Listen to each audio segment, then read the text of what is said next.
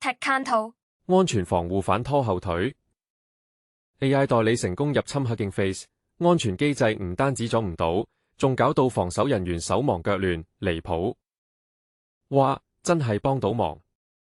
AI 慳錢但成本升 ，AI 模型越嚟越慳資源，但需求同部署規模搞到基建成本仲係上升，好矛盾，真係令人費解。Neo 靜靜出山，獲1億。網絡安全初創 Neo 獲1億美元融資，專門幫企業保護 AI 軟件部署，確保安全，好有前途。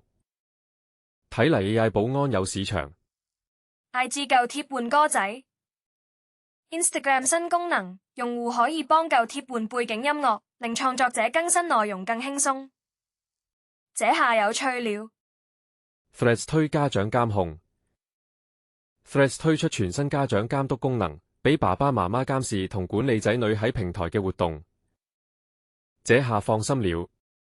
美國已制裁中國 AI， 美國政府考慮對中國 AI 公司實施制裁，指控佢哋喺開發大模型時偷知識產權，真係大件事。這下子火藥味濃，訂閱我哋，再見。